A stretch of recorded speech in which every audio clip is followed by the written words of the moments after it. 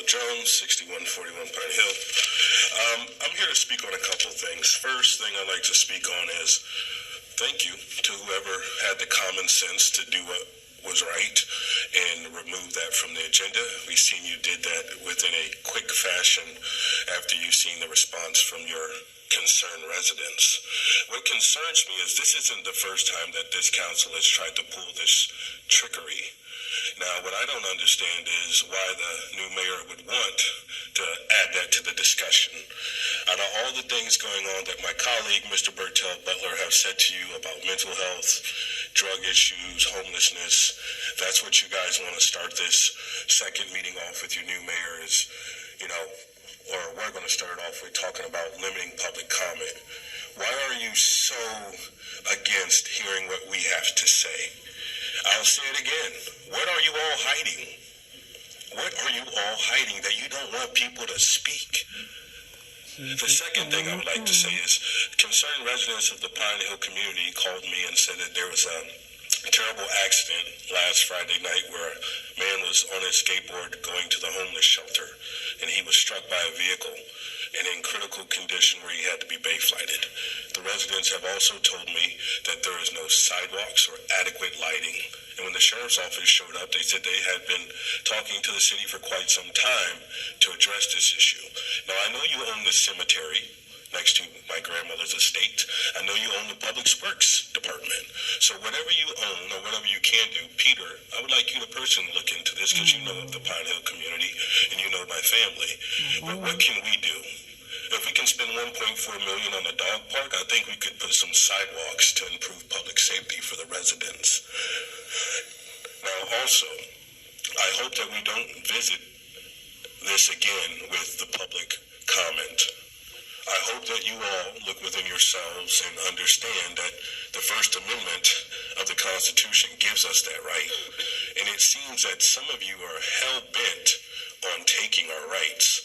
We know some of you have been endorsed by the far-right party that are going on Facebook gloating about electing you all, or some of you. But we're not going to go with that right-wing agenda. We're going to do what's right for the people. We're going to make sure the people are taken care of. We're tired of every time we come here, we hear about River Road. We know most of you live on River Road. But what about the other roads that are dilapidated, potholes? What about all that stuff? Or do you only care about the streets you live on where your property taxes will go up? Do you care about the people? Because I can tell you what, for 3 years I've been coming here, I don't think you give a damn. Ooh. And that's the truth. Thank you. Everybody else would like to speak during Vox? Second. Any comments? Any comments from the public? Should we vote on it? All those in favor? Aye. Aye. Those opposed? Carries 5-0. All right, public ordinance, read a public ordinance, second ordinance. When all these people are visiting from all over God's creation, I can't go walk down the river by myself and smoke a cigarette, or I'm going to get in trouble when I'm a taxpayer and a homeowner. And do people not drop their cigar butts on the floor? I've never put a cigarette butt anywhere publicly, even when I travel around the world, because I just think it's disgusting. But is it a fine? I'm actually asking because I don't know about this. Or are we not allowed to ask questions? I can respond if you'd like that, Mr. Mayor. And I'll start with some of the points that Mr. Bertel Butler brought up. And during the 2022 legislative session, the Florida legislature enacted a law which regulated smoking in public places, certain types of smoking in public places, and it allows municipalities to restrict or to ban completely certain types of smoking in public parks. Parks are considered valued environments, and as such, they promote individual and community wellness. When this was presented to you at first reading, the thought was to make these environments in a sense, tobacco-free in alignment with what was considered to be a community norm, and you were in agreement with that. There was some feeling, though, that some of the larger scale special events should have a designated smoking area. And so the ordinance that was proposed before you was amended between the first and the second reading so that a special area could be designated as a smoking area during some of these special events which occur most regularly in Sims Park. Except a cigarette. Would you like me to try to address some of these questions? So the state law, before the legislative change, state law prohibited cities from banning smoking in public parks and public beaches. The new law allowed cities to ban smoking in those areas. It is only applies to tobacco products. It doesn't apply to any other product. It does not apply to vaping. And cigars are specifically exempted from the change in the law such that the cities are still prohibited from banning the cigar smoking in public parks and public beaches. Thank you. Okay, so I guess that answers my questions. It's just strictly tobacco. Okay, so I can walk down the river with a joint. Thank you. This is about money, because if it was about health, as Bertel mentioned, I don't know why we're raising our eyebrows. As Bertel mentioned, if it was about health, we would recognize the fact that city events, we have more people and more crowding. We also have to take into account if this is about the environment, more people will bring more cigarette butts, so making the exception when more people are in the park makes no sense. This is about money. We are afraid of turning away people that might not want to go to an event where they cannot smoke. So the citizens, the residents of the city of Newport Richey have less rights than the people who you want to invite and sell this beautiful community image to, but then we don't have those rights here on a day-to-day basis. Correct? We'll find out when it comes back to us. Well, yes, unless you can choose to have the integrity to follow through, and if it is about the health, then I challenge you. Go ahead and please remove the exception. I'm an environmentalist. I don't smoke. I'm happy for you to do that. I will give up that right as a citizen. If it is about the health, please do so. If it is about the environment, please do so. Hold yourselves to that standard.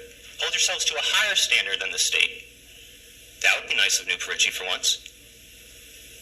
Can we do that? Like you said, you'll get your opinion when we get to speak. Thank you, sir. It's the next meeting with the way y'all going. So, just to piggyback on what Ms. Napolitano was saying, so in her son, it seems to us, and it seems to me, that this is another money-making ploy for you all. And I say you all because we all know you guys are sitting in the back room and having those meetings. Before you come out here and vote on this, you've already had a meeting on how you're going to vote. We know who you get your directions from. And what I would like to say is... No, sir, we do not have meetings.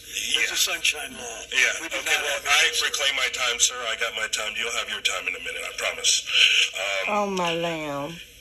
Free speech. This is something I think, if you actually cared, like the gentleman said, about public health and all of that, you would actually look more deeper into it. Tell us how much the fine is going to be. Y'all just vote on stuff. There's really no transparency. So we're just going to enact this because the supermajority Florida legislator who is taking people's rights away every day, since they did something about it, you have to follow through too. I mean, what's going on? Like they said, so we live in the city. Can't smoke a joint in the city, right? Y'all got a problem with that, but you can go get plastered and drunk and run into buildings. That's okay. That's okay. We all want a safe community. We all want to breathe fresh air, but come on, y'all are environmentalists. Y'all don't care. Let's be honest. Some of you might, but from the looks on most of your faces, you're just here to be here. You know why? Because I've never heard from one of you on a single thing that I've ever asked you on issues with the city. Nothing. So How much is the ordinance? Do we know how much the fine is? Who's going to be doing the fine? Is it code enforcement? Is it Chuck Morgan? Is it Eric J? Who is it? Who's going to be fining people? Do we know? She can answer them, but she can't answer me. The black guy can't get an answer. I'm asking, who will be giving the fines out? I think right now we're just trying to pass the ordinance. I think if we get You don't know who's going to give the fines out? Excuse me, sir. You asked for a question and let me answer, please. But she normally answers, and you're answering. Jesus. But go ahead, sir. The floor is yours on my time. Excuse me, sir. I mean, I gave you the opportunity. You asked for a question, I'll answer it. This ordinance, we pass the ordinance. Once the ordinance passed, then we'll enact a way to, implement it, fine it, decide who incorporates it. And also there is a smoking area in the park when there's an event, so there is still allowing smoking in there. But it's only in a select area. Only a select area? Yes, Okay. yes. Just like they do in a lot of public places, they have smoking areas. Okay. So right now we're just trying to pass the orders. We're not trying to implement, not trying to write all the rules about it. Totally understand that. We just want a little bit of clarity because it's sometimes a little bit confusing. I heard it when you read it the first time. I just want to know there's so many different things that y'all all could be doing, and this is what you choose to waste your time on. Oh my God, today. Buddy, Steve Blanchard, 5100 Providence Circle. I'm currently a smoker. I love to go to the park. I don't leave butts everywhere. Are we going to give a smoking area so people can still go to the park and smoke? Disney does it. Every place else does it. Or are we just going to say, okay, that 30% of the population that still smokes, they just can't go. They can't be there to do it. It's becoming an issue where people are getting marginalized a lot. There has to be some area from some place that the people can go and sit outside and go fishing and can sit along the water, whatever, that they can have a cigarette when they're relaxed and they're just doing something. That's just like you to consider that. Thank you. Kimberly Cox, 7336 Ashmore. I just think it's a dangerous precedent to say that we're going to pass something and then decide what the rules and regulations are on it, or the punishment for it is. Because I know that I've said before, especially if this is going to be a monetary thing, that let's just say that you do decide in the future that tonight that this is passed, and then in the future that, code enforcement and any police officer who sees somebody smoking can write them a citation for breaking the ordinance. But what are the rules and regulations? And just making sure that going forward that you make them reasonable, because while $75 fines or something along those lines, whatever it is, $150, I don't know how much it's going to cost. While that might not mean a whole lot to other people, that would literally break me. I literally live paycheck to paycheck. I can only imagine that a lot of people do. If you added some kind of citation for something as, simple as smoking outside of a designated area, that could take food off of my family's table. And I just think that, if you are going to pass it, please, in your conversations that you want to have amongst each other, make sure that you discuss reasonable expectations of what this looks like. Not just that it's passed or not passed, but if it's passed, what will it look like? We just want some transparency in that before you make your decision, what each of you thinks that it should look like in the foreseeable future. And I don't think that that's too much to ask when you're asking us to pay fines or, whatever. And I think that it just goes to show that giving us each 3 minutes on each topic is important, because we all feel very passionate about a lot of different things.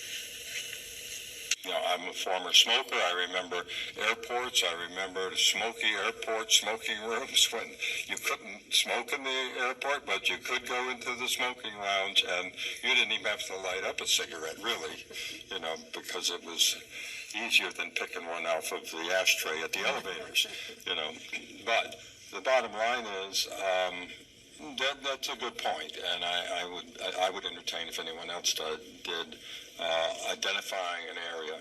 If it's a fisherman, and God knows it can take hours to catch a fish sometimes, that's longer than a smoker can last if they're out there to smoke. So it's legal. All of these other opportunities are there. We're trying to avoid having the environmental impact on people who don't like smoke, and there are a lot of them. So I would entertain, if anyone else has that additional modification, if we could figure out how to do it. And so I don't see this as a big ornery thing. It's just that, hey, why can't people enjoy the park